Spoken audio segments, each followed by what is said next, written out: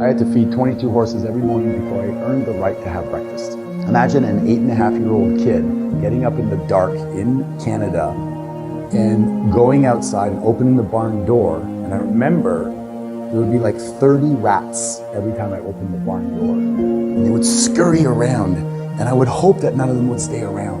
And one time I went back to the house and I said, "Dad, can you come with me?" And he locked the door and he says, "Go out and do your chores. And don't come back until they're done." And it was kind of the beginning of me realizing that I wasn't in a supportive environment. And I learned one thing, and one thing only, is that if I was willing to work hard, then I could get my dad's attention. I remember waking up, I was about 13 or 14 years old, and this was the day my dad had promised me it was going to be yes.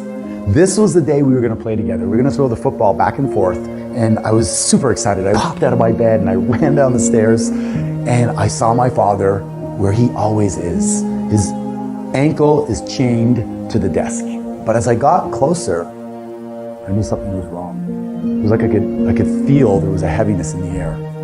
And I started to get nervous. And I went, "Dad?" And he went, "Yes." I went, you ready to go play?" And the weirdest thing happened is he turned, he looked at me, and I felt myself shrinking down. And he stood up, and this shadow cast over me, and he goes, "Do you have any idea what it takes to put food on the table? Do you think that this roof just puts itself there? Money doesn't grow on trees, you know. One day you're gonna have to work hard for money. Now get out and play on your own before I put you to work." And I turned around and I walked out, and I never asked him again to play, ever. I don't have one memory of playing with my dad. Not one.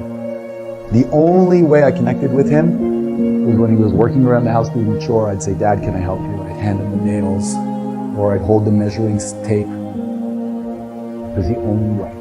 Never once. He never came to my hockey games. He dropped me off in the car and stayed in the car. All the other parents were tying their skates. I was there alone. I would try to score as many goals as I could so I could go in and tell him that I scored the winning goals. So he'd want to come and look for me. I remember winning honors in school for academic achievement, looking out in the crowd, hoping to see my dad, but he was never there. So the only solace I had was to work hard. So I doubled down on that, and I worked hard, and I'd call him out to look at the task being done, and invariably it was never good enough. So I doubled down again and worked harder. It didn't feel good at the time, but in life if you do what is easy, life will be difficult. But if you do what is difficult, life will be easy. I got the difficult part out front, and I got really good at it. By the time I was 14, I saved up enough money to get a scooter. By the time I was 16, I had my first car. By the time I was 17, I thought, you know what? I'm out of here. This sucks. I mean, I could go out and make 4 times the amount of money living on my own, even if I have to pay rent. I don't care. So I moved out. I drove a taxi. I did carpentry. I cut lawns. I washed windows. I did anything that was hard work because that's all I knew. And then my life changed. I got a call from my stepmom, and she said, "Your dad has cancer." So I jumped on a plane and I did everything I could. I took care of the house. He said to me he had some back taxes from Canada that were unpaid. I said, "Yes, I'll pay them for you." I did everything I possibly could. And I remember the day I had to leave to go back to take care of my family. I had a young son at the time, and I had nothing left. I asked my dad, well, he was probably 98 pounds, sitting, lying in the bed. And I said, "Dad, can you think of a time when I was proud?" And I'm thinking to myself, my God, there's a whole bunch. I was almost a millionaire by that time.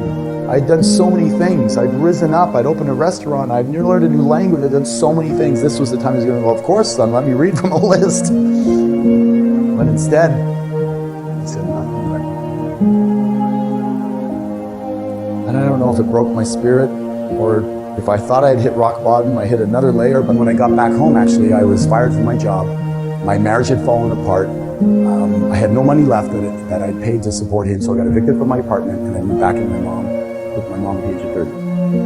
So there I am, 30 years old, working 16 hours a day for 20 years, and I have absolutely nothing to show for it, except maybe a skill set on how to work hard. But I tell you what, when you're down there and you think there's nothing left, it's the foundation to grow from. I thought, what am I going to do now?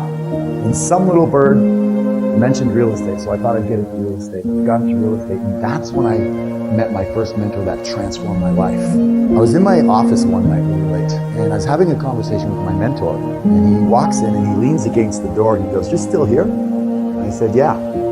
And he goes, "You really have a great work ethic." "You talking to me?" He goes, "Yeah, I'm talking to you." He goes, "You're awesome." I'm like, "Are you still talking to me?" It's like I never had anybody tell me that they believed in me. My father certainly was always, "You can do better, you can do better, you can do better." Yeah, it drove me, but it didn't make me feel confident. And I doubted it at first. And we started to talk. He goes, "Oh, so you've labeled yourself stupid as a loser and a skinny little kid." He goes, "How do you feel about that?" And I said, "I still feel that way." He says, "You're 30 years old." I go, "Yeah, I know, but I still felt that way inside." He says, "Okay, we're going to change that. Who's an idol that you have?" I said, "Well, one of my favorite is like Clint Eastwood. He's like rugged. I'm kind of rugged. I feel rugged." He goes, "Perfect. How does that feel when you say that?" I said, "That feels pretty good." He goes, "That's it. I want you to say that 1,000 times. 1,000 times every day, or more if you want. Loser out, ruggedly handsome in." So now what we're going to do is we're going to reprogram your brain. Your brain is like software. We're just going to reprogram it. I said, "How do I do that?" He goes, "Just every time you have a chance, say, 'I'm ruggedly handsome, I'm ruggedly handsome.'" He said, "The words that follow I am follow you. You just didn't know it. You had shitty programming. But now we're going to change that and change that forever." And I remember driving home, I was so excited. I was so excited because I could change my program. I didn't know it. I thought I was stuck that way my whole life. And all I had to do was have the energy to put into changing the way I see myself. And it was, I just said it over. I remember screaming in the car, "I'm ruggedly handsome, ruggedly handsome, ruggedly handsome." I'd get up in the morning, I'd say it over and over and over again. I'd say it as much as I possibly could. And then spontaneously one morning, I was in the shower and I said, "I'm the greatest real estate agent in my area. I'm the greatest real estate agent in my area." And I went from one sale in my first year to in a few years, 100 sales. I broke every record there was. And then I bought the freaking company. Went from farm boy to financially free. I became resourceful. I became capable of doing things I didn't know I was going to do. The most powerful force in the human psyche is how we describe ourselves to ourselves. Who's giving you labels? You're too short, you're too tall, you're quiet, you're introverted. And you take on those labels and you wear them like they're your persona. And then you live into them, like the role that you were given in life. You can rewrite that. You can make it whatever you want. Insert it and then program it. I am. I am. You are what? Gifted, guided, grateful, powerful, passionate, playful, sexy, sensual, sensitive, and blessed. What are you? Today is the first day of the rest of your life. And you get to redefine yourself. So who are you? And who do you want to be? The words that follow I am follow you.